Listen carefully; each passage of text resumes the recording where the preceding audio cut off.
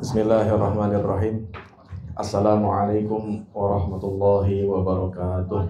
Waalaikumsalam warahmatullahi wabarakatuh. Bismillah, walhamdulillah, wassalatu wassalamu ala rasulillah sayyidina maulana Muhammad ibn Abdullah wa ala alihi wa sahbihi wa man walah. Allahumma salli ala sayyidina Muhammad al-fatih lima ughliq al-khatim lima sabaq nasiril haqqi bil haqq wal hadi ila siratikal mustaqim wa ala alihi wa sahbihi haqqa qadrihi wa miqdarihi al-azim. Amma ba'du. Qad qala Allah ta'ala fil Qur'anil Karim, huwa alladhi ba'atha fil ummiyyina rasulan minhum yatlu 'alaihim ayatihi wa yuzakkihim wa yu'allimuhumul kitaba wal hikmah wa in kanu min qablu lafi dhalalin mubin. Wa qala Rasulullah sallallahu alaihi wasallam, innama bu'ithu mu'alliman, atau kama qala Rasulullah sallallahu alaihi wasallam. Yang saya muliakan, narasumber kita pada sore hari ini Bapak Dr. Kiai Haji Mukhlis Muhammad Hanafi LC-MA. Yang saya hormati pelaksana tugas Kepala MAN 13 Jakarta, Ibu Sri Setiti MPD. Yang saya hormati Kepala Tenaga Kependidikan MAN 13 Jakarta, Ibu Yulia S. Indrayanti MPA SPD MM. Yang saya hormati Ketua Komite MAN 13 Jakarta, Ibu Hajah Sri Mulyaningsih serta jajarannya. Yang saya muliakan para Bapak, Ibu, guru, dan tenaga kependidikan MAN 13 Jakarta. Alhamdulillah pada sore hari ini, atas rahmat dan karunia dari Allah Subhanahu wa Ta'ala, kita semua masih diizinkan untuk sama-sama bisa berkumpul, bersilaturahim, bermusyawarah dalam rangka rapat kerja penyusunan program dari MAN 13 Jakarta yang kemudian akan diisi dengan kajian keislaman yang dalam hal ini mengangkat tema revitalisasi fungsi dan peran guru dan tenaga kependidikan, belajar dari Al-Quran, yang nanti akan disampaikan langsung oleh narasumber kita. Salawat dan salam tak lupa semoga senantiasa tercurah keharibaan Nabi kita, Nabi besar Muhammad sallallahu alaihi wasallam, wa ala alihi wa sahbihi wa ali baitihi wa azwajihi wa ansarihi wa asya'ihi wa ahli itratihi wa jami'il anbiya wal mursalin wa man tabi'ahum bi ihsanin ila yaumiddin. Bapak Ibu yang saya hormati, sebelum narasumber menyampaikan paparannya, saya akan bacakan kurikulum vitae dari narasumber kita. Nama Dr. Kiai Haji Mukhlis Muhammad Hanafi LC-MA. Tempat tanggal lahir Jakarta 18 Agustus 1971.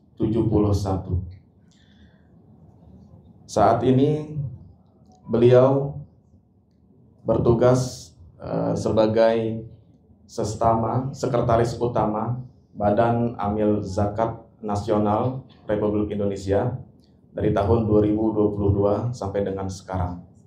Beliau juga pernah menjadi Kepala LPMQ, Lajnah Pentashihan Mushaf Al-Quran, Balitbang Diklat Kementerian Agama Republik Indonesia dari tahun 2015 sampai dengan tahun 2022. Saat ini beliau juga sebagai Direktur PSQ, Pusat Studi Al-Quran Jakarta, dan juga sebagai Direktur Majelis Hukama Muslimin Cabang Indonesia. Riwayat pendidikan beliau pernah menuntut ilmu, menjadi santri di Pondok Pesantren Salaf di Cirebon, di Kudus, di Solo, di Gontor, dan lain-lain. Kemudian lanjut studi beliau ke Universitas Al-Azhar Kairo di Mesir, kurang lebih 13 tahun setengah. Jadi beliau S1, S2, dan S3 di Al-Azhar Kairo. Kemudian kembali ke Indonesia pada tahun 2006 dengan konsentrasi program studi kajian tafsir dan ilmu Al-Quran. Dengan demikian, maka aktivitas beliau selain di Basnas, beliau juga mengajar, menjadi dosen di beberapa perguruan tinggi. Kemudian juga menjadi pengasuh majelis kajian tafsir di Masjid Istiqlal, kemudian di Masjid Agung Sunda Kelapa, di Masjid Raya Bintaro Jaya, dan sebagainya. Beliau juga aktif menulis banyak karya beliau, diantaranya adalah biografi Imam 5 Mazhab, kemudian pengantin Al-Quran, dan menjadi ketua tim penyusun tafsir Al-Quran tematik Kemenak sebanyak 26 jilid. Kemudian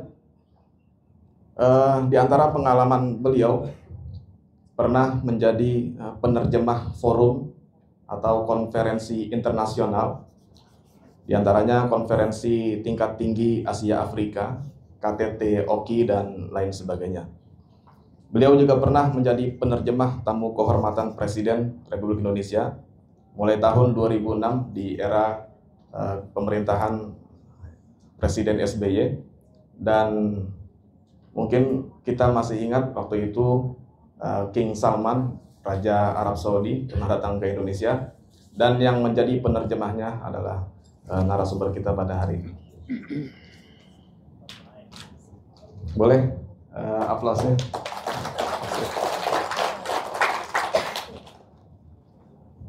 Baik. Melihat pengalaman beliau sebagai penerjemah, saya jadi ingat dengan guru saya, almarhumlah Kiai Haji Siddiq Fauzi. Beliau sering cerita tentang salah satu tokoh namanya Dr. Nahrawi Abdul Salam.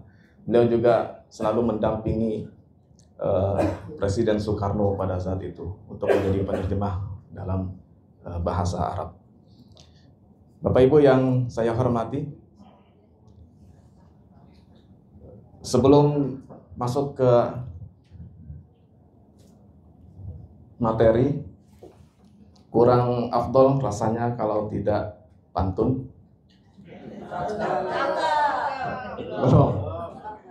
Karena menurut informasi beliau adalah putra Betawi, dan beliau juga hidup di kalangan keluarga Betawi.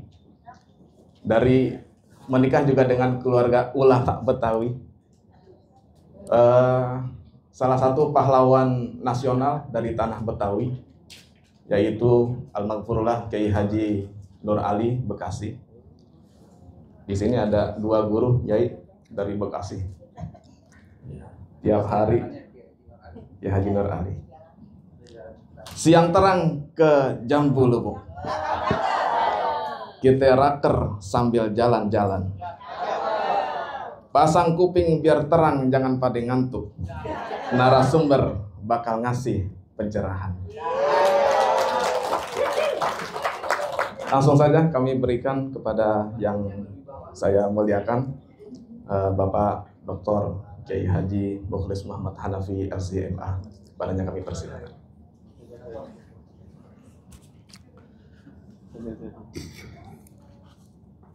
Bismillahirrahmanirrahim. Assalamualaikum warahmatullahi wabarakatuh.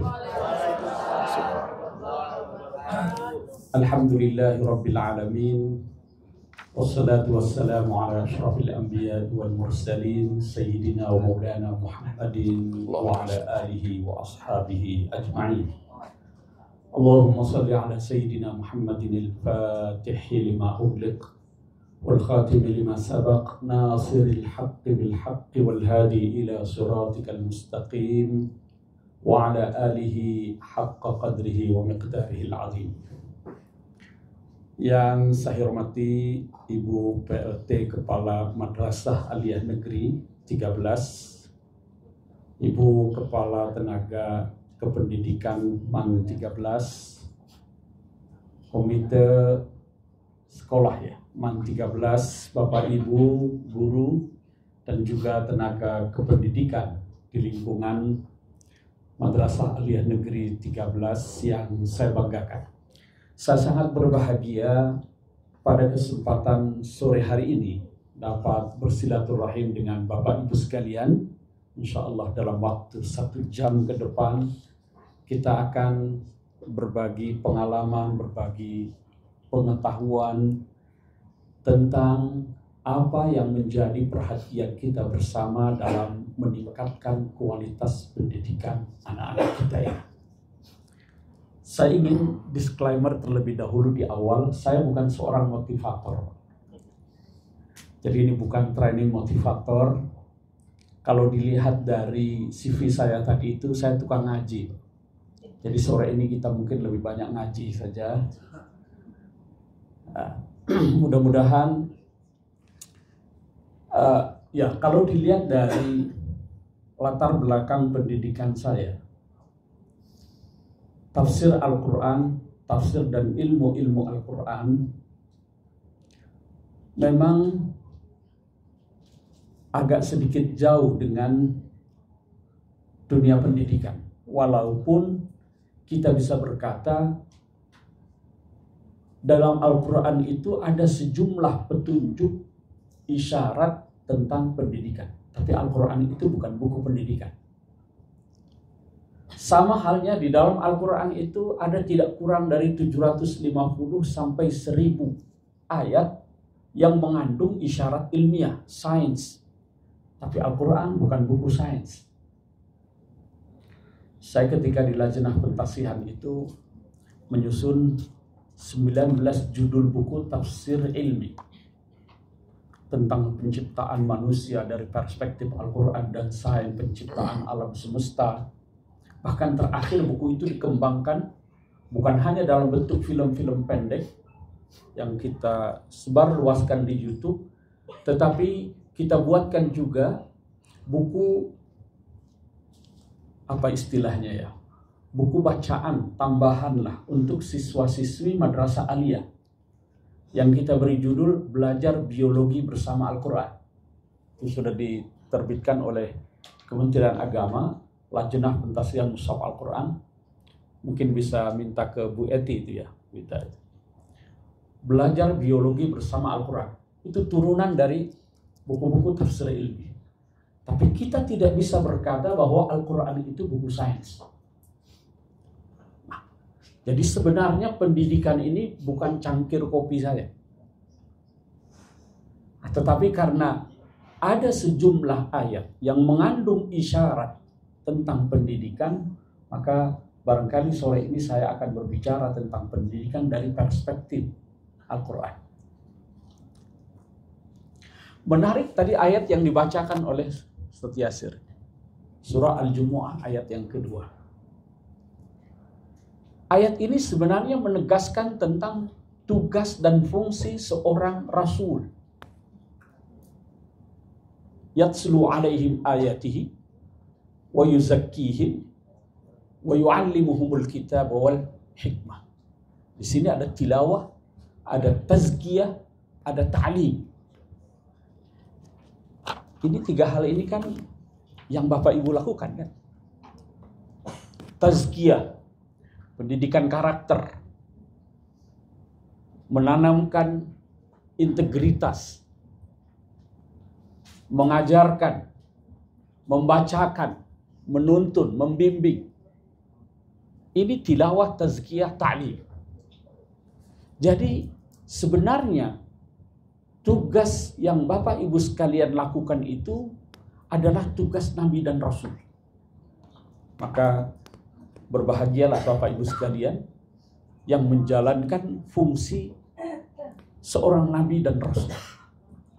Ini tidak berlebihan Pak, karena ada seorang sastrawan, penyair terkemuka asal Mesir, Ahmad Syauqi. Ahmad Syauqi ini yang syair-syairnya sering dinyanyikan Ummu Kulthum. Yang diantaranya yang paling populer itu adalah Wulidal Huda. Dan kalau dulu orang Betawi itu kalau dengar radio At-Tahiriyah itu mesti itu lagu-lagu Ummu Kulthum itu banyak yang liriknya ditulis oleh Ahmad Syauqi. Dia mengatakan begini, Qum lil muallimi waffihi tabjila. Bangkitlah, berilah penghormatan kepada guru. Kadal muallimu an yakuna rasula. Seorang guru itu hampir serupa dengan rasul. Ara'aita a'zama wa ajalla min alladhi yabni wa yunshi'u anfusan wa uqula. Adakah kau lihat, adakah kau dapati seorang yang lebih agung, yang lebih mulia daripada seseorang yang membangun dan membina jiwa dan akal? Kalau insinyur itu ahli konstruksi, membangun bangunan paling 20-30 tahun ketahanannya. Tapi seorang guru yunshi'u anfusan wa uqula, membangun jiwa dan akal. Ini tugas yang sangat mulia sekali. Dan Rasulullah itu sangat berbangga mengatakan dirinya, tadi disebut juga, innama bu'ithtu mu'alliman, sebagai seorang guru. Ini kan ceritanya dulu ketika Nabi masuk ke dalam masjid, mendapati sekelompok orang sedang berzikir. Yang lain sedang mengkaji, melakukan kajian. Oh ya.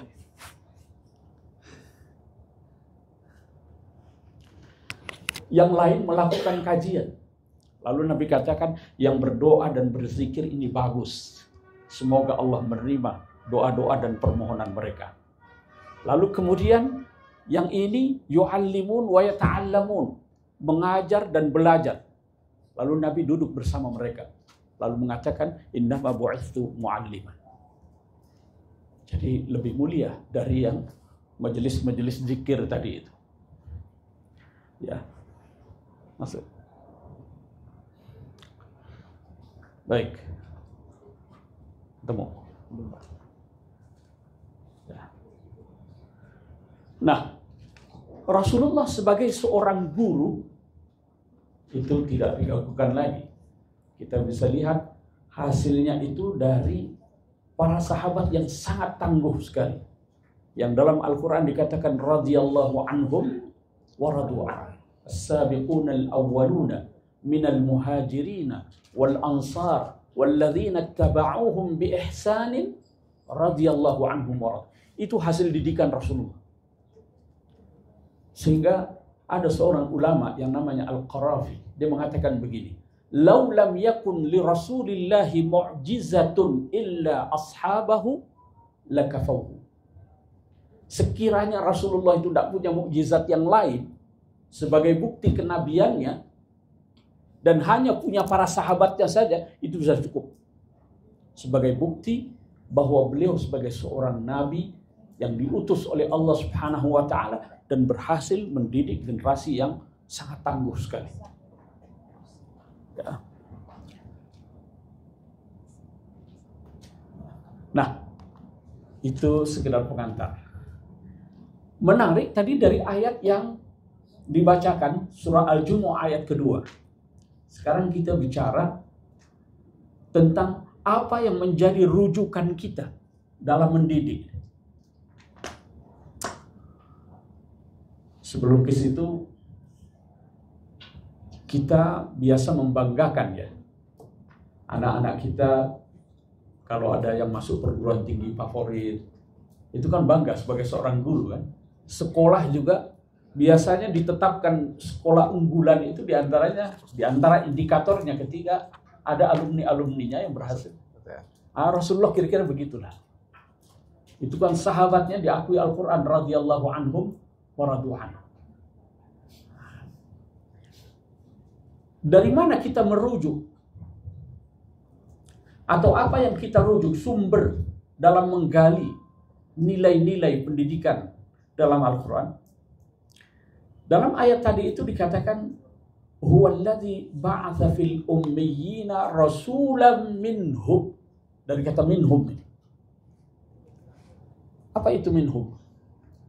Dari kalangan mereka sendiri. Di sini bisa kita simpulkan bahwa sistem dan tujuan pendidikan itu bagi satu masyarakat, bagi satu komunitas, bagi satu negara, itu nggak bisa diimpor atau diekspor dari atau ke suatu negara atau komunitas lain. Ya. Jadi harus kita gali dari nilai-nilai dan budaya yang kita miliki. Seperti kita mau menggunakan pakaian. Kalau pakaian itu punya orang lain yang jahitkan, pakai ukuran orang lain, itu sering tidak pasnya. Jadi pakaian itu memang harus diukur, dijahit sesuai dengan ukuran kita. Ini kalau kita kebanyakan ngambil dari barat, cocok dengan nilai-nilai ketimuran kita.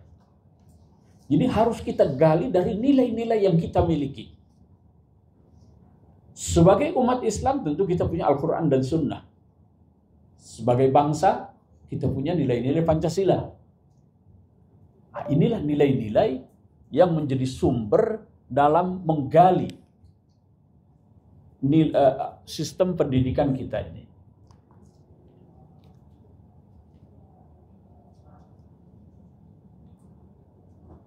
Bisa?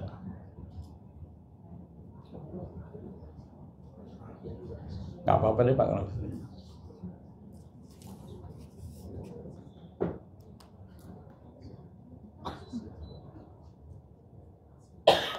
Ya.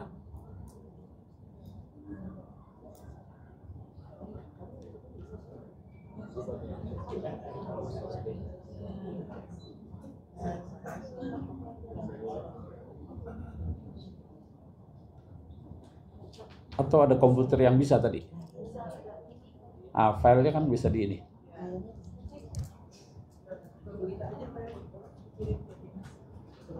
Filenya sama main kemarin gitu aja.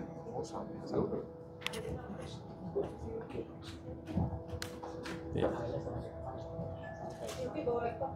Oke, filenya sama kayak yang kemarin di GTK ya? Iya. Nah. Ada kan sudah punya kan? Ada, bisa di-download.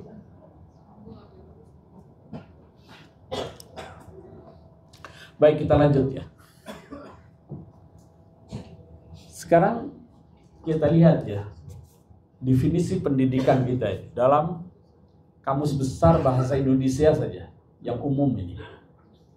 Sebelum nanti kita merujuk kepada pandangan para pakar di bidang pendidikan, itu hampir sepakat bahwa yang namanya pendidikan itu adalah proses mengubah sikap atau tata laku seseorang. Ini sepakat. Definisi para ahli termasuk yang dikemukakan oleh Ki Hajar Dewantara, memajukan budi pekerti, pikiran dan jasmani anak-anak.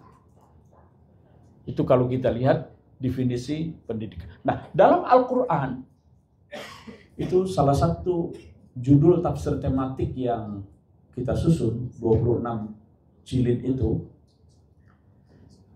itu tantangan yang diberikan kepada saya sekembalinya saya ke tanah air tahun 2006 itu. Jadi waktu itu Profesor Atok Muzhar di Badan Litbang ketika membentuk tim tafsir Al-Quran tematik, anggotanya itu para guru besar. Tapi ketika beliau dikenalkan oleh Menteri Agama waktu itu, Pak Maftuh, ini ada anak kita baru tamat dari Mesir, bidangnya tafsir. Lalu diganti ketua timnya. Saya ditunjuk sebagai ketua tim. Anggotanya banyak guru besar. Jadi sebagai pemain baru, dan alhamdulillah selama 5 tahun kita berhasil menyusun dan menerbitkan 26 judul buku.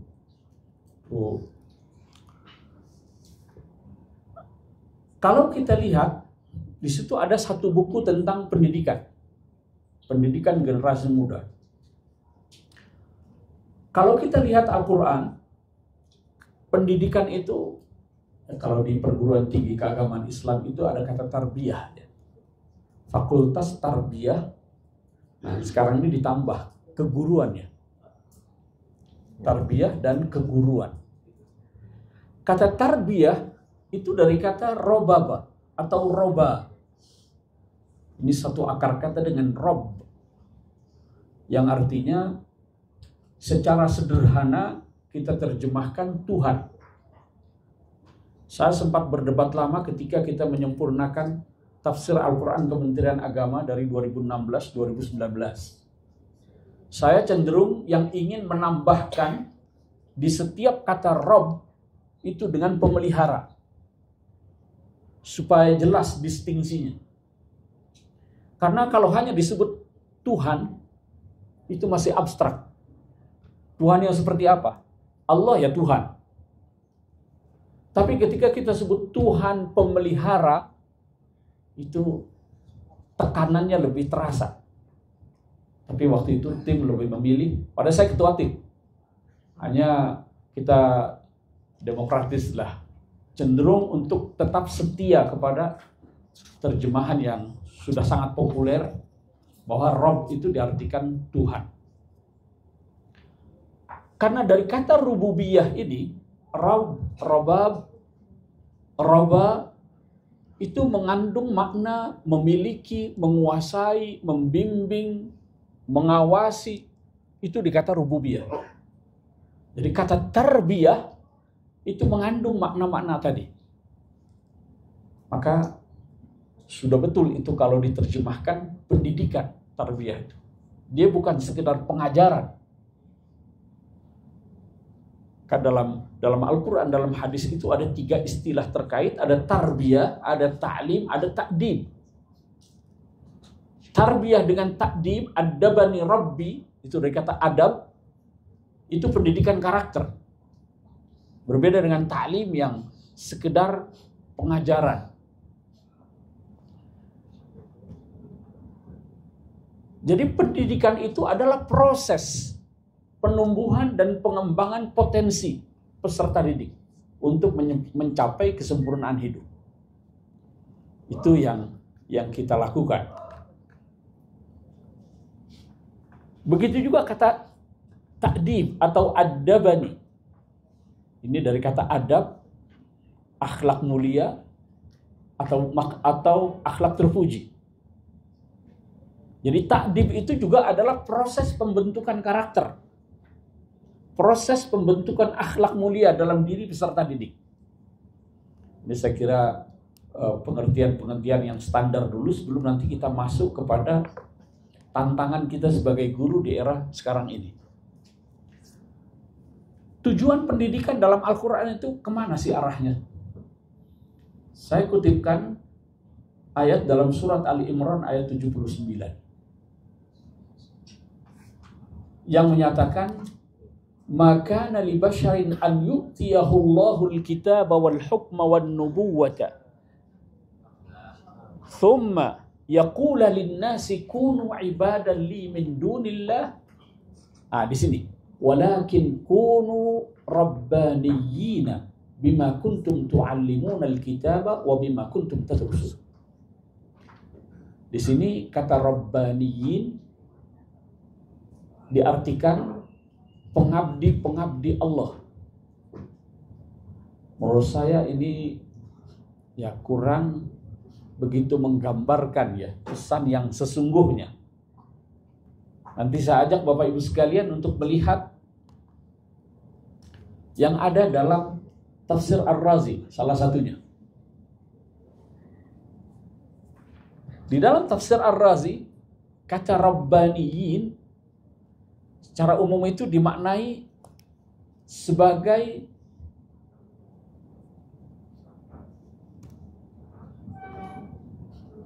ini, seseorang yang ikhlas dalam beribadah kepada Allah, bertakwa, mawas diri dalam berbicara dan bertindak, memadukan antara ilmu dan amal, serta mengabdikan dirinya untuk mengajarkan sesuatu yang bermanfaat.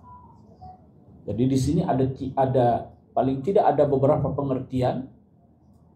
Yang pertama, Ar-Rabbani, yang dinisbatkan kepada Rabb, itu artinya bimakna kaunihi aliman bihi wa muwaziban ala ta'atih. Seorang yang memahami Tuhannya, lalu selalu istiqomah dalam ketaatan kepada Allah Subhanahu wa taala. Yang kedua, rabbaniyun itu berarti arbabul ilm, orang yang berilmu. Karena yarubbul ilm, yarubbun nas itu artinya yu'allimuhum wa yuslihuhum bi amrihim wa yaqumu bi amrihim. Ini makna rabbani. Yang ketiga, rabbani bisa juga bermakna ulama atau wulat ya. Jadi kalau al-ahbar, karena di sini ada ayat laula yanhahumur rabbaniyun wal ahbar. Rabbaniyun berarti wulatul umur, penguasa. Al-ahbar itu ulamanya, ahli agamanya. Kemudian yang keempat, ada yang mengatakan kata Rabbani ini berasal dari bahasa Suryani atau Ibrani. Bahasanya Mama Gupron. Ya.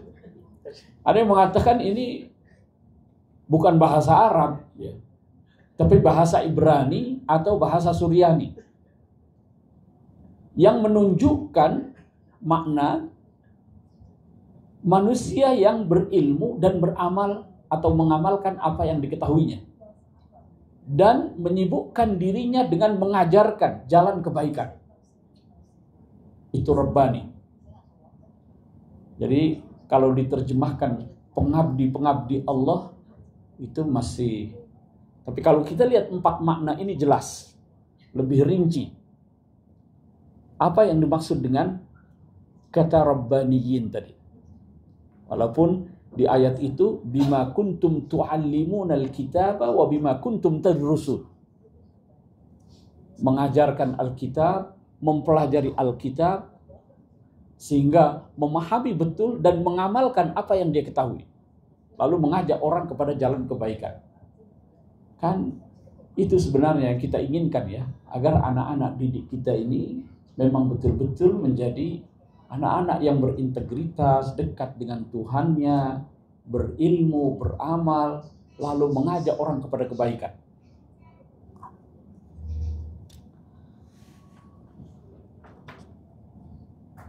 Jadi menurut Imam Ar-Razi, ayat ini menunjukkan bahwa ilmu pengetahuan, pengajaran, dan proses belajar itu memang harus dapat mengantarkan peserta didik ke tingkat Rabbani. Kalau tidak, akan sia-sia. Seperti seorang yang menanam pohon yang indah dipandang mata tapi tidak berbuah. Nah, ini kesimpulan Imam Ar-Razi. Dallatil ayah ala anna al-ilma wa ta'lim wa dirasah tujibu kaunal insani rabbaniyan. Jadi pengajaran, belajar itu harus mengantarkan seseorang menjadi rabbani. Faman ishtaghala bit-ta'allumi wat-ta'lim, orang yang menyibukkan dirinya dengan belajar, dengan mengajar, la li hadzal maqsud, tidak untuk tujuan ini, da'a sa'yuhu wa khaba 'amaluhu. Itu hanya sia-sia saja itu. Wa kana misluhu misla man gharasa syajaratan hasna muniqatan bimanzariha wala manfa'ata bi thamariha. Itu perumpamaannya seperti orang yang menanam pohon yang indah dipandang mata tapi tidak berbuah, tidak bisa dinikmati. Na'udzubillahi min ilmin la yanfa wa qalbin la yakhsha. Kalau lihat sini berat juga kita jadi guru ya. Ya. Tapi tenanglah, ma la yudraku kulluhu la yudraku kulluhu. Kalau tidak bisa semua ya sebagian kita lakukan. Nah, karakter pendidikan Islam kita lihat perpaduan antara unsur ilahiyah dengan insaniyah. Memang kita ingin mencetak generasi yang rabbani, tapi juga realistis. Ada unsur insaniyahnya juga. Di satu sisi memang kita harus bisa mengantarkan peserta didik kita untuk at-takhalluq bi akhlaqillah, Maka tugas guru di sini harus bisa menggali potensi yang ada dalam diri anak-anak kita ini. Anak-anak kita ini kan seperti apa ya? Seperti minyak. Yang kalau kita bisa gali potensinya itu, dia bisa mengeluarkan cahaya dari sebuah lampu. Potensinya itu ada pada akal, ilmu, dan iman. Ini yang harus kita kembangkan. Yang kedua, pendidikan Islam itu memadukan antara bentuk keseimbangannya. Di moderasi itu letaknya di sini. Antara dunia akhirat, jasmani, rohani, kepentingan individu, sosial, ilmu, amal. Ya. Maka dalam Islam itu laisal ilmu bikasratir riwayah, innamal ilmu khasyatullah. Jadi bukan soal banyak-banyakan ilmunya, bukan soal keren-kerenan gelarnya, tapi innamal ilmu khasyatullah. Ilmu yang sesungguhnya itu harus bisa mengantarkan kita kepada keimanan sejati, dan keimanan itu mengantarkan kita kepada ketundukan kepada Allah Subhanahu wa taala. Waliya'lamal ladzina utul ilma annahu al-haqqu min rabbik. Supaya orang yang punya ilmu ini tahu kebenaran, fayu'minu bihi. Di sini menggunakan huruf fa. Fa itu litta'qib, yang bersifat langsung. Berbeda dengan thumma misalnya. Kalau thumma itu ada jeda, tapi kalau fayu'minu itu otomatis. Jadi ilmu sejati itu adalah ilmu yang mengantarkan kita kepada kebenaran, lalu setelah itu menghasilkan keimanan. Fayu'minu bihi. Fatukhbita lahu qulubuhum. Lalu hatinya itu khusyuk, tunduk. Itulah generasi Rabbani. Keterpaduan pendidikan antara keluarga, sekolah, dan masyarakat. Nah, tentu kalau kita mengacu kepada bagaimana Rasulullah Shallallahu Alaihi Wasallam berhasil mendidik para sahabatnya, pertama karena beliau itu berhasil menciptakan suasana belajar yang kondusif. Kita lihat talabul ilmi fardhatun ala kulli muslim, didorong. Bahkan Al-Quran itu dari awal merangsang. Namanya al-ilm dengan al-qalam. Allamal insana ma lam 'allama bil qalam. Iqra. Itu dalam rangka menciptakan suasana yang kondusif orang untuk belajar. Kemudian kewajiban saling mengajarkan antara satu dengan lainnya. Rasul kritik betul ketika ada satu kelompok, ini pintar sekali kalangan Asy'ariyin, tapi tetangganya itu bodoh-bodoh. Nabi menyindir mengapa ada orang kaum ma balu aqwamin, karena Nabi kalau negur itu tidak pernah tunjuk hidung. Selalu hanya menyindir ma balu qaumin. Kenapa ada orang yang membiarkan tetangganya itu bodoh? Ini Asy'ariyin ketika merasa tersindir lalu datang kepada Nabi, minta waktu, beri kami waktu 1 tahun. Kami akan jadikan mereka pintar. Diajarkan. Para tawanan perang itu diminta untuk mengajarkan baca tulis anak-anak di Madinah untuk dibebaskan. Mendorong para sahabatnya untuk belajar bahasa asing. Zaid bin Thabit, Nabi kan dapat surat-surat itu dari luar. Tanya, Zaid bin Thabit, kau bisa bahasa Suryaniyah enggak? Suryaniyah lagi nih. Memang Suryaniyah itu populer sekali waktu itu. Cuma nggak tahu bentuknya seperti yang dibilang Mamang Gufron atau tidak. Atuhsinu as-Suryaniyah, kata enggak. Sudah belajar sana.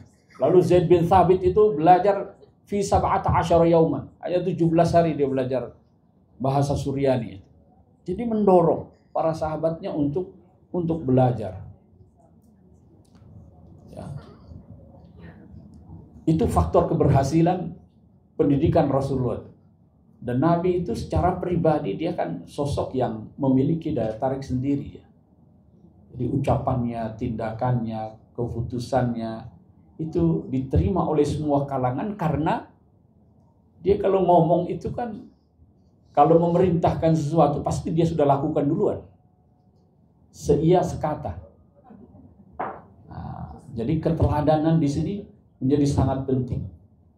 Jadi secara fisik, secara akhlak, ucapan, tindakannya semua sempurna. Kita perlu juga berkaca ini, Bu ya. Nah, kalau kita ingin berhasil mendidik anak, ya memang kira-kira begitu. Kemudian tidak terlepas juga dari metode pengajarannya. Nah, ini barangkali sudah lebih teknis nanti ini. Itu ada buku yang menarik sekali, ditulis oleh Syekh Abdul Fattah Abu Ghuddah. Namanya Ar-Rasul Al-Muallim. Rasul Sang Maha Guru. Sudah diterjemahkan juga ke dalam bahasa Indonesia saya kira. Syekh Abdul Fattah Abu Ghuddah ini saya senang sekali baca kitab-kitab beliau karena beliau itu seorang muhakkik yang sangat teliti sekali dalam mengambil data, informasi dari sumber-sumber klasik yang sangat bisa dipertanggungjawabkan. Dia punya buku juga namanya Safahat min Sabril Ulama. Jadi lembaran-lembaran sejarah yang menggambarkan kesabaran para ulama dulu dalam menuntut ilmu. Bagaimana dulu pengorbanan mereka dalam menuntut ilmu.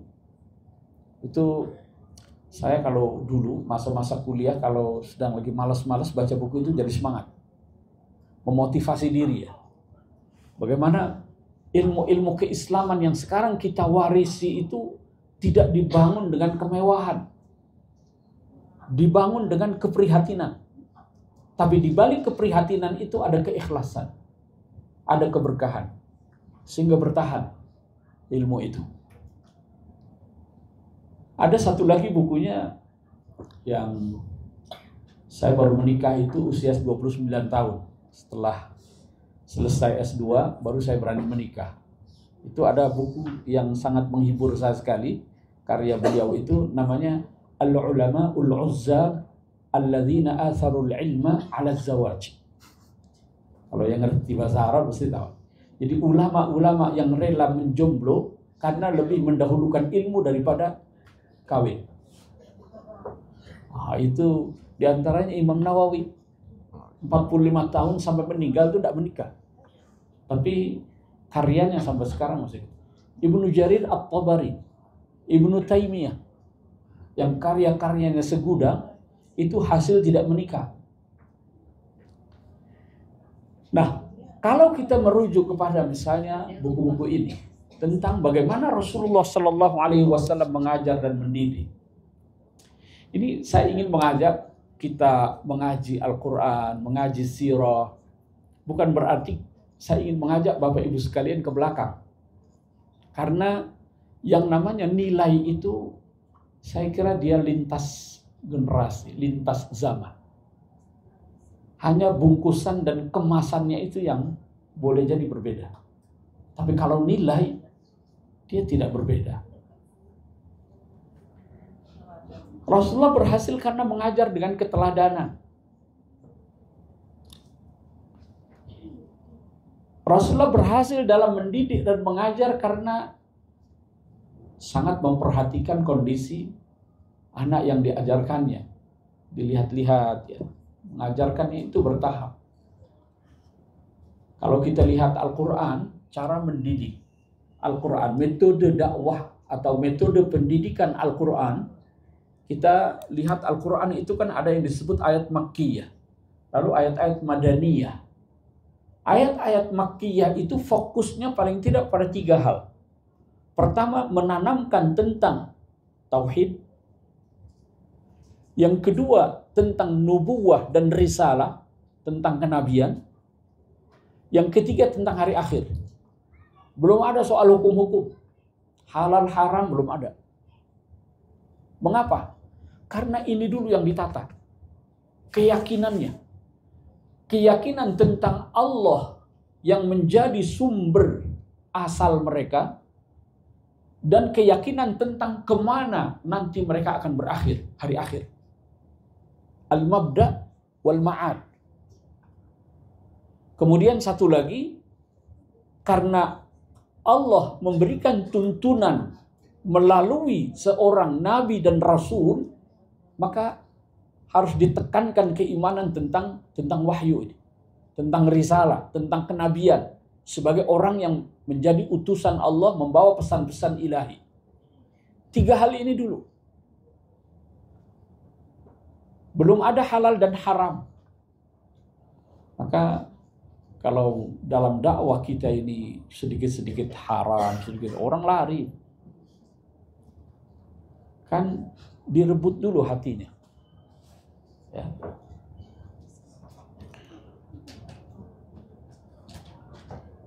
Ini lihat dalam satu riwayat. Kita dulu belajar sama Nabi itu belajar tentang keimanan dulu, baru belajar Quran. Sehingga keimanannya itu semakin kokoh. Abdullah bin Mas'ud menceritakan bagaimana dulu para sahabat belajar Al-Quran. Itu kan per 10 ayat dulu. Tidak berpindah kepada 10 ayat berikutnya sampai betul-betul ini mereka hafal, mereka amalkan, baru pindah lagi. Jadi bertahap. Kita kadang-kadang pengennya anak kita ini tahu semuanya. Ya. Pengen pintar semuanya. Akhirnya nggak dapat semuanya. Kita juga harus mempertimbangkan prinsip keseimbangan, menghindari kebosanan. Ya. Dulu Nabi itu ngajar juga waktunya lihat-lihat. Ya, kemudian ya lihat kondisi orangnya juga. Nabi ketika didatangi seorang tua, boleh enggak saya lagi puasa mencium istri? Tak apa-apa. Lalu datang anak muda, dipikir enggak apa-apa pula. Nabi bilang jangan. Loh kenapa? Loh kalau yang tua itu dia masih bisa mengendalikan hawa nafsunya. Kalau yang muda ini enggak bisa. Dulu para sahabat kan juga seperti kita, inginnya jalan pintas gitu. Ya Rasulullah, ini kan banyak banget amal. Apa kira-kira yang bisa mengantarkan saya ke surga? Apa kira-kira amal yang paling dicintai oleh Allah? Nah, Nabi lihat-lihat orangnya. Ada birrul walidain. Ada as-salatu ala waqtiha. Lihat kondisi orangnya. Jadi anak-anak kita tidak bisa kita samakan juga, potensi mereka berbeda-beda. Saya kira Bapak Ibu guru yang bisa memetakan ya potensi anak-anak didiknya itu. Ya, jawaban Nabi itu sering berbeda antara satu dengan lain, sesuai keadaan dan kebutuhan orang yang bertanya. Materi yang disampaikan juga berbeda-beda.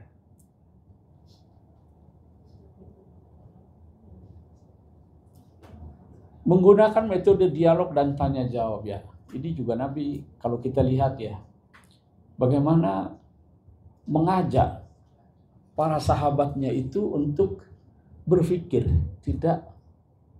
tidak serta-merta menyalahkan atau memarahi. Misalnya ketika ada seorang pemuda yang izin sama Nabi.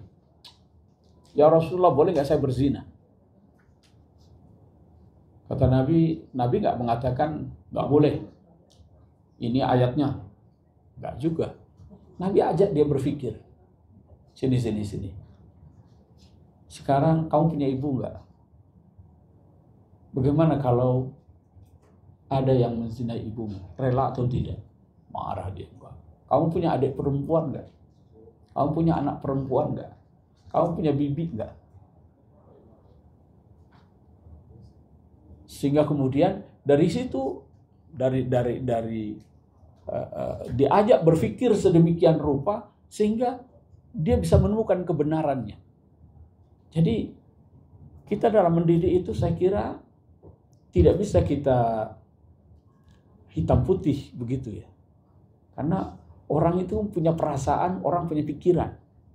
Tidak bisa serta-merta kita doktrin, kita paksa sedemikian rupa.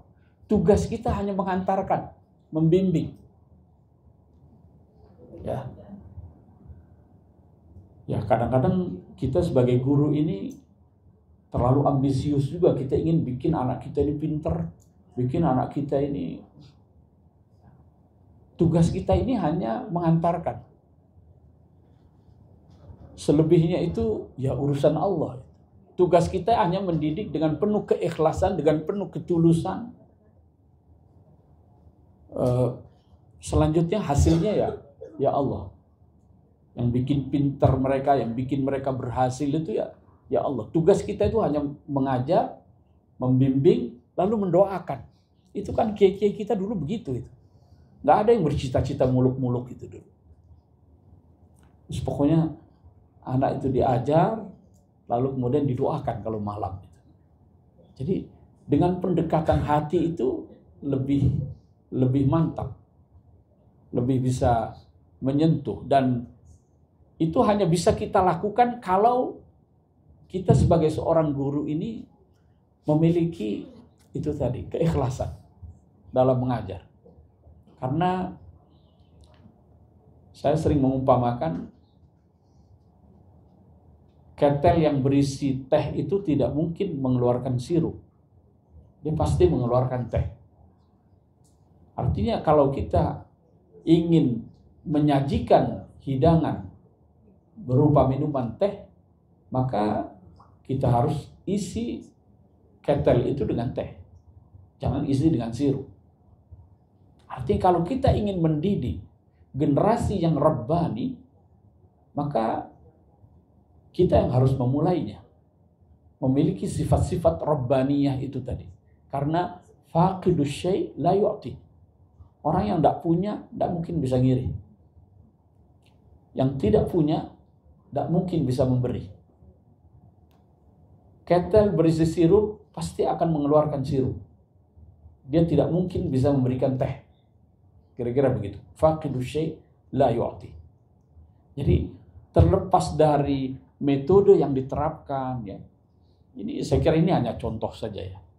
Tentu Bapak Ibu sekalian, di era digital, di era disrupsi sekarang ini memang tantangan kita jauh lebih besar ya. Tapi percayalah bahwa nilai-nilai yang diajarkan oleh Al-Quran, nilai-nilai yang dicontohkan oleh Rasulullah Sallallahu Alaihi Wasallam itu masih sangat relevan untuk kita gali dan kita sesuaikan dengan kondisi saat ini. Menjadi guru di era digital, di era disrupsi sekarang ini, kita tidak sendirian. Yang mengajarkan anak-anak kita itu banyak sekali sekarang. Lalu kita hanya mengenal trilogi pendidikan itu sekolah, keluarga, masyarakat. Sekarang ini mereka punya dunia yang lain, dunia maya. Kadang-kadang antara guru dengan murid, mahasiswa dengan dosen, itu hanya soal cepet-cepetan mengakses informasi. Sekarang apalagi dengan adanya AI, anak-anak kita sekarang sudah lebih pandai. Bapak ibunya akan membahas ini, dia sudah bisa tahu duluan. Saya dalam beberapa hari ini memang sedang menekuni AI ini melalui ChatGPT. Ternyata ini asisten pribadi yang sangat canggih sekali. Saya sudah coba di beberapa pertemuan yang saya tidak minta staf untuk menyediakan bahan lagi. Hanya di sini saja sudah mendapatkan bahan yang lebih dari yang disediakan oleh staf. Jadi hati-hati sebagai guru sekarang ini ya. Karena ini hanya soal cepet-cepetan mengakses informasi. Itu kalau kita hanya menekankan pada pengajaran. Transformasi ilmu, transfer knowledge. Tapi yang tidak bisa diinikan oleh AI ini adalah tarbiyah itu. Pendekatan hati. Maka imam dan khatib itu insya Allah profesi yang tidak akan tergantikan oleh AI nanti. Ini kan orang sudah ketar-ketir ini. Akuntan itu akan terancam oleh AI. Kemudian saya berprofesi sebagai interpreter, juru bahasa. Ini teman-teman juga sudah mulai mendiskusikan. Karena ketika orang bicara, saya sebagai interpreter itu, terutama yang simultan dalam konferensi-konferensi internasional, kan itu diharapkan ketika orang berbicara, itu pada saat yang sama keluar dalam bentuk bahasa yang lain. Itu sudah bisa sekarang AI. Jokowi saja bicara bahasa Arab sambutannya. Fasih sekali. Ya.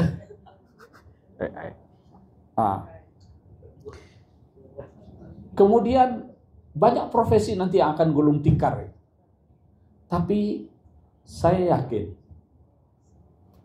pekerjaan yang bersinggungan dengan hati itu masih belum tergantikan. Walaupun AI ini juga Kan tergantung kita melakukan pendekatan ya. Kadang-kadang kita harus berbaik dulu sama dia. Ya, kita harus berbaik hati dulu kita. Kita sapa gitu. Itu akan keluar lebih banyak itu daripada kita langsung to the point ya. Begitu ya kira-kira. Nah, jadi tetap itu tidak tergantikan fungsi tarbiyah, fungsi takdim. Saya kira ini sebagai pengantar. Ada 15 menit sebelum kita sholat maghrib. Barangkali kita bisa lebih banyak berdiskusi dan berdialog saja. Terima kasih. Baik,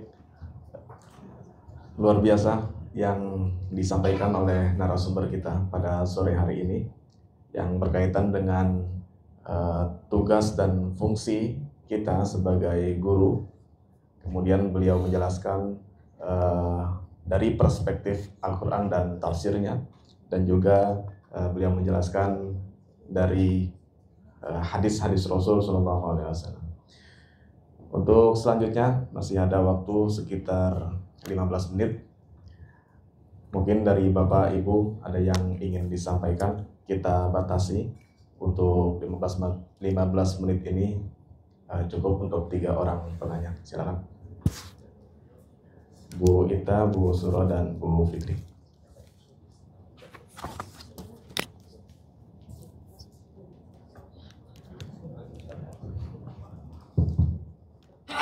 Bismillahirrahmanirrahim. Assalamualaikum warahmatullahi Waalaikumsalam wabarakatuh. warahmatullahi. Terima kasih kepada moderator. Ustadz, ada beberapa hal yang ingin saya sampaikan.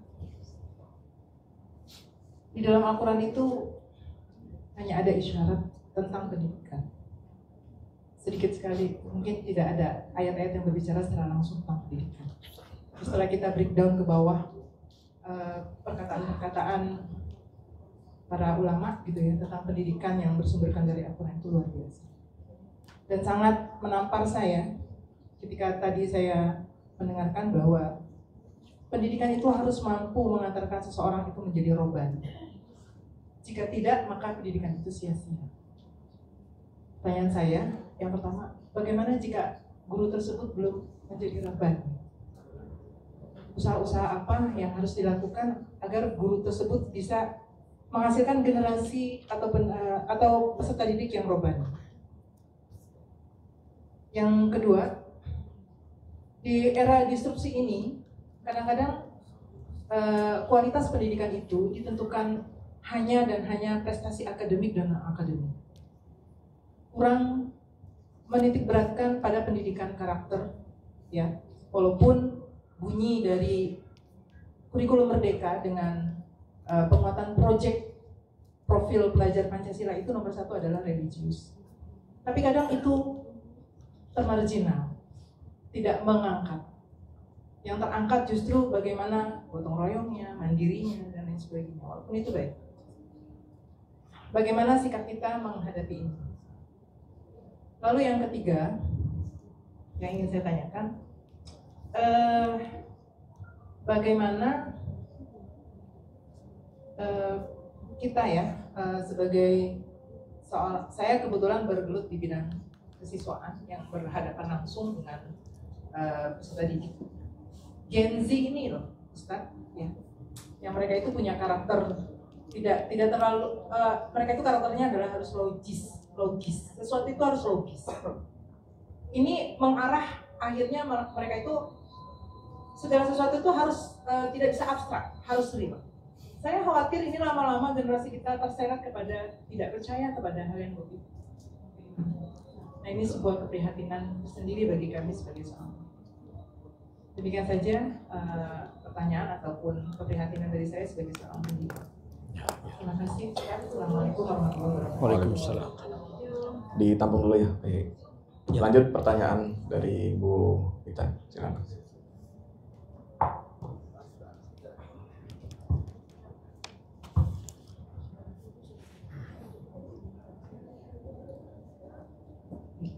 Bismillahirrahmanirrahim. Assalamualaikum warahmatullahi wabarakatuh. Waalaikumsalam warahmatullahi.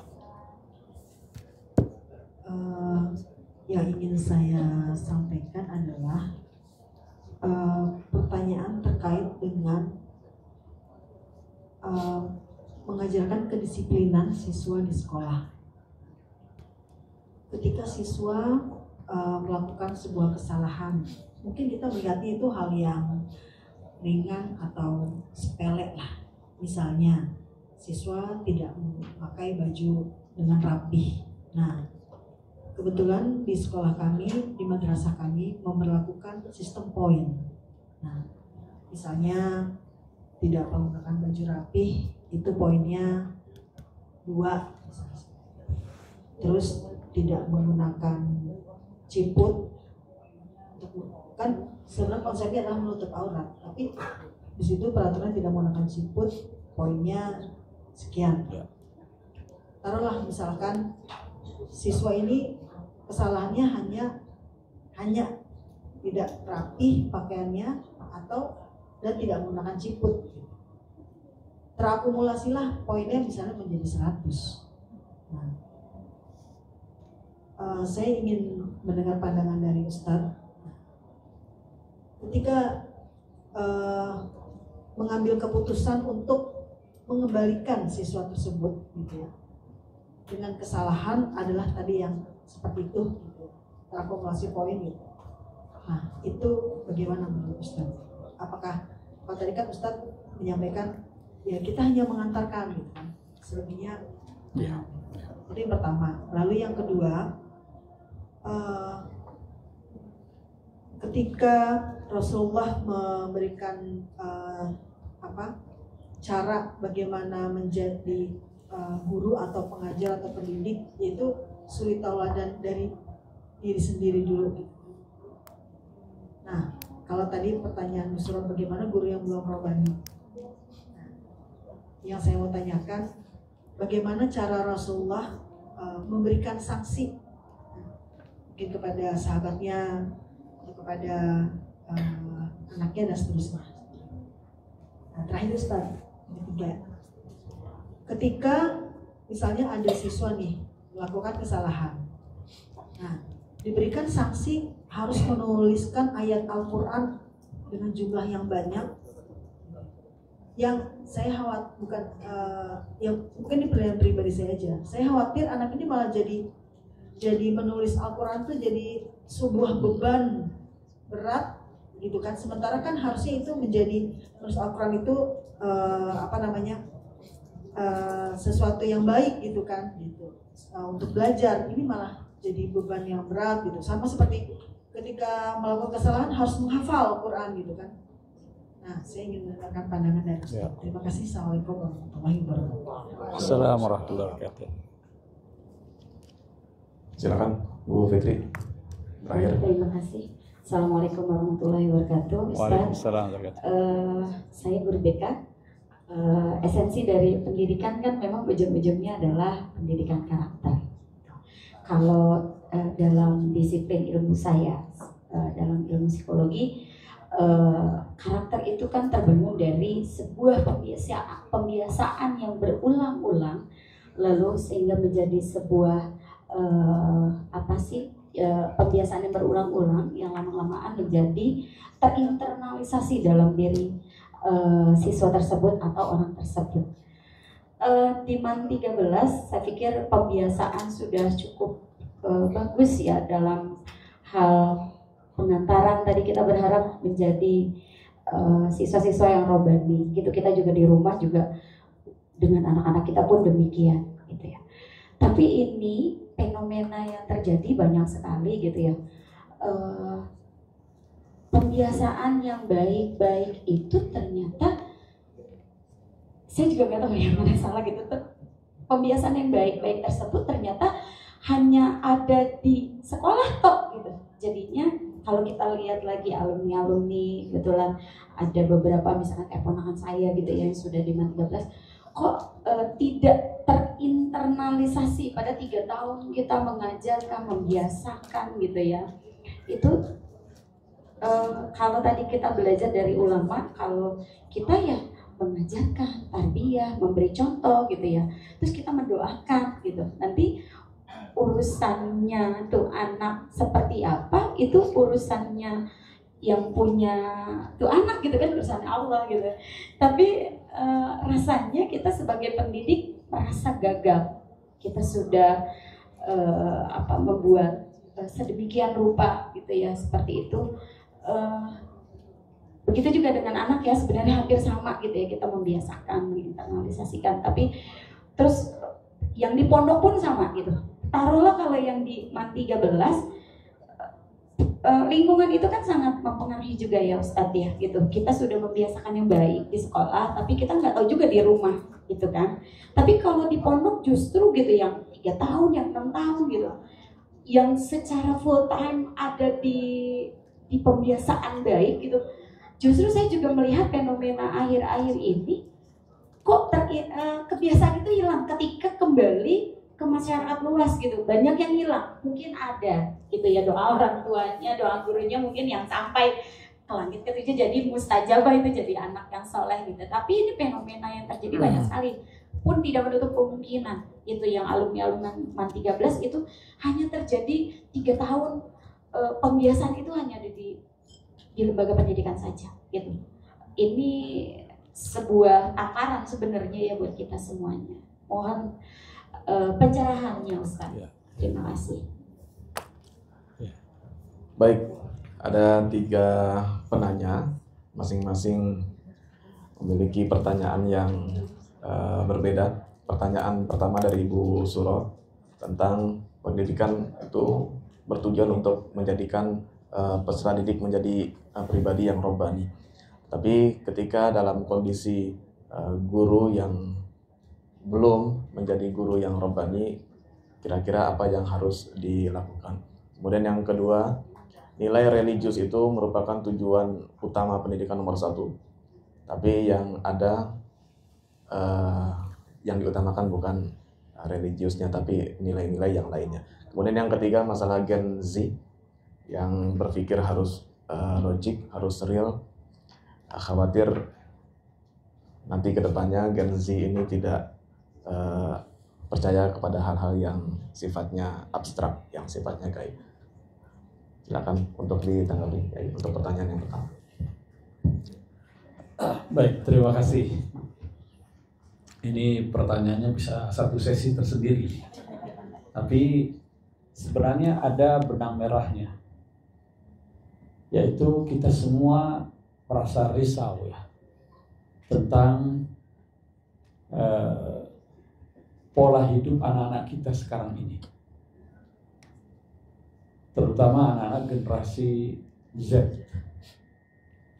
yang karakternya itu berbeda dengan ketika kita dulu. Setiap zaman mesti ada tantangannya. Saya yakin tantangan itu bisa diselesaikan oleh orang pada zamannya.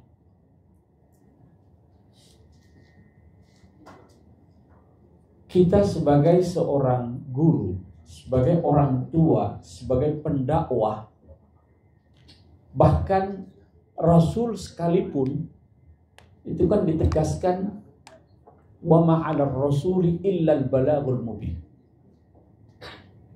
Hanya sekedar al-balagh, hanya menyampaikan dengan cara-cara yang terbaik, bil hikmah wal mau'izatil hasanah wajadilhum billati hiya ahsan. Tugas kita hanya sampai di situ. Lasta alaihim bimusaitir. Tak bisa kita mengendalikan orang, menguasai akal dan pikiran orang, itu tidak bisa. Maka Nabi pun, Allah pun menghibur Rasulullah ketika pamannya sendiri itu tidak ikut bersamanya. Innaka la tahdi man ahbabta walakin Allah yahdi man yasha. Jadi tugas kita itu hanya ud'u ila sabili rabbika bil hikmah wal mau'izatil hasanah wajadilhum billati hiya ahsan.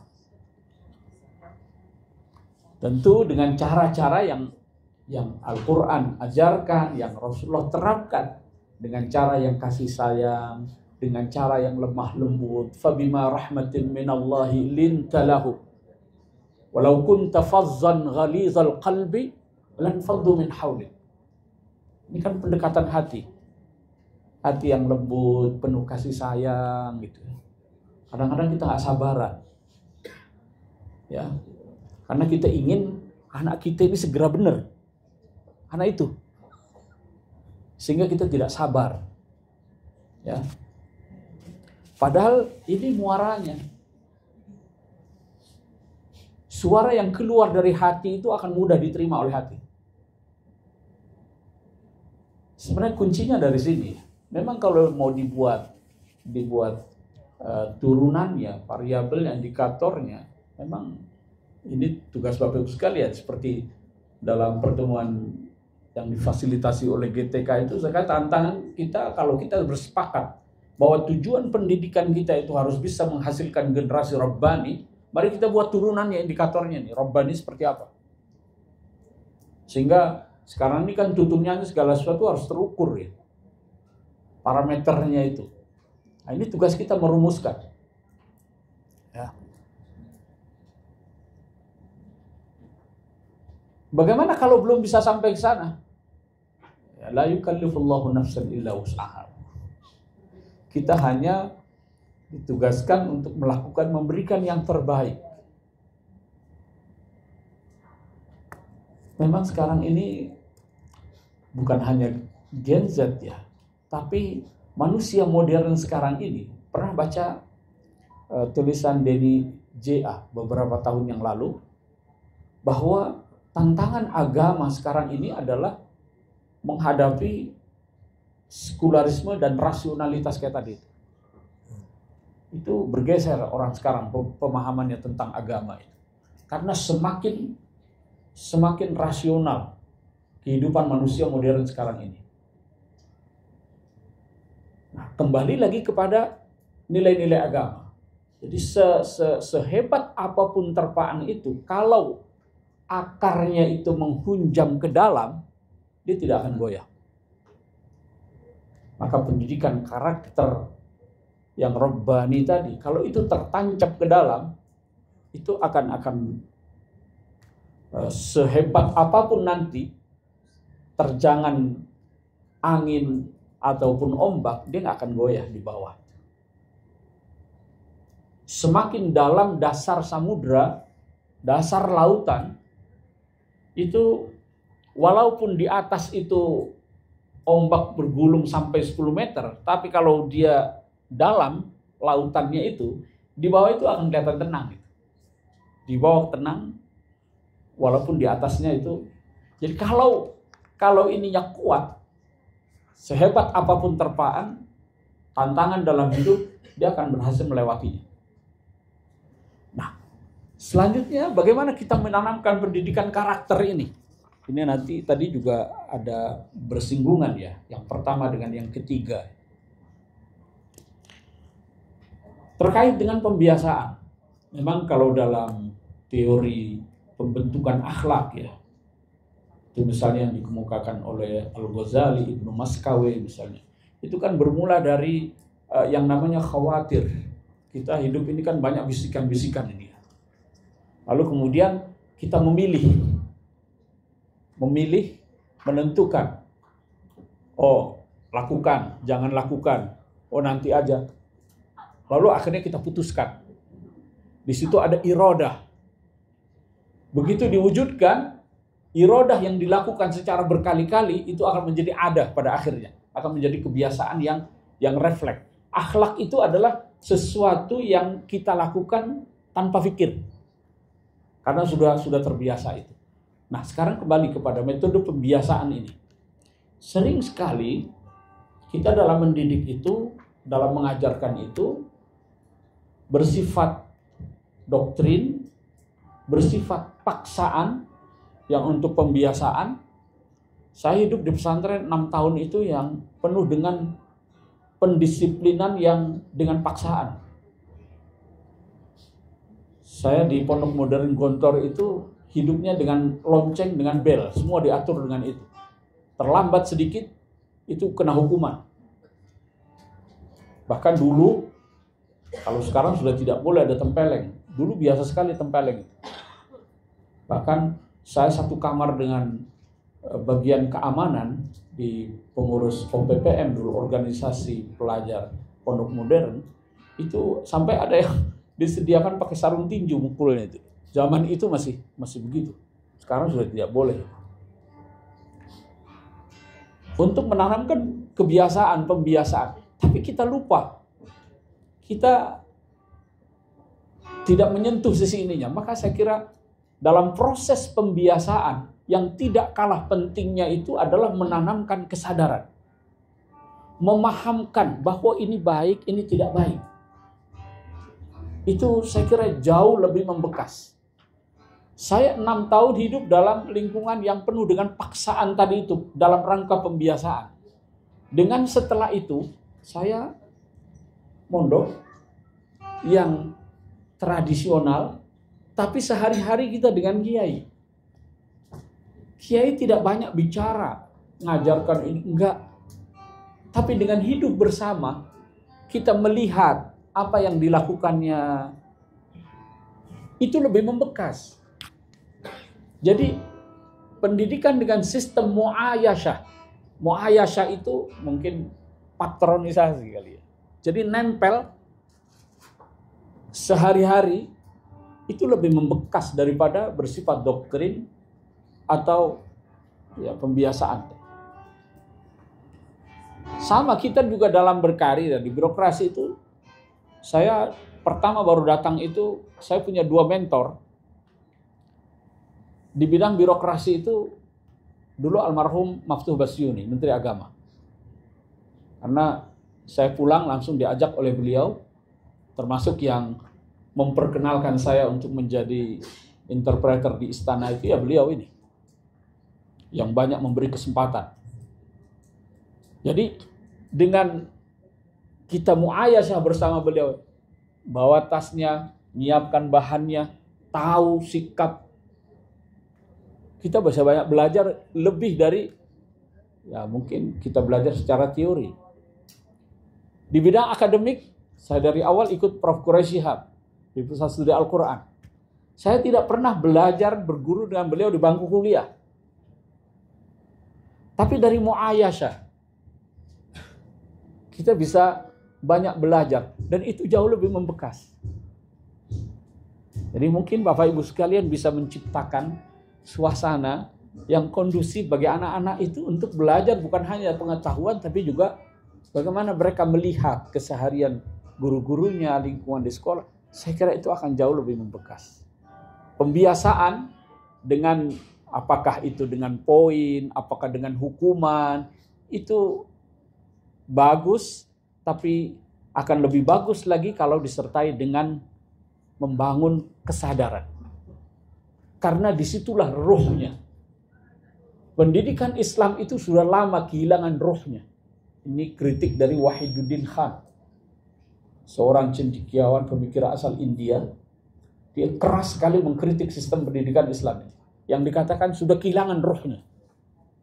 Karena rohnya itu tadi. Apalagi sekarang ini tuntutan kepada Bapak Ibu sekalian sangat luar biasa. Ini tuntutan administratif ini ya. Harus mengisi ini, itu, dan lain sebagainya. Sehingga kadang-kadang sudah letih duluan menghadapi anak-anak itu. Karena ya ini mungkin bisa disampaikan juga lah. Kemarin juga saya sampaikan itu di GTK dan juga Pak Kasubdit. Di satu sisi itu tuntutan ya. Modernisasi sistem pendidikan kita. Tapi di sisi lain jangan sampai ruhnya itu justru tercerabut. Dari tarbiyah ruhiyahnya itu.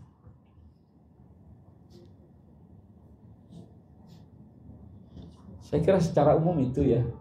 Mungkin tidak spesifik saya menjawab satu persatu. Tapi dari benang merahnya itu dan irisan-irisannya mudah-mudahan bisa memberikan jawaban dari 3 penanya tadi ya. Saya kira itu yang bisa saya sampaikan. Terima kasih. Baik, terima kasih Pak Yai atas jawabannya. Bapak Ibu yang saya hormati, demikian pemaparan yang telah disampaikan oleh narasumber kita pada sore hari ini. kalau boleh memberikan kesimpulan dari apa yang telah beliau sampaikan, bahwasanya sebagai seorang pendidik yang harus dididik pertama kali, yang menjadi fokus utama pendidikan itu adalah masalah hatinya.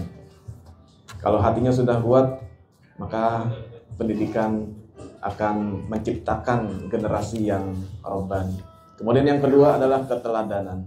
Keteladanan yang perlu untuk ditampilkan oleh seorang pendidik. Ketika gurunya mencontohkan yang baik, maka otomatis murid-muridnya juga akan mengikuti apa yang dicontohkan oleh gurunya. Saya kira itu. Terima kasih atas perhatiannya. Kami ucapkan terima kasih juga atas kehadiran dan pemaparan dari narasumber kita. Kurang lebihnya mohon maaf. Saya akhiri. Allahumma fiqhil akan ditarik. Wassalamualaikum warahmatullahi wabarakatuh. Waalaikumsalam warahmatullahi wabarakatuh.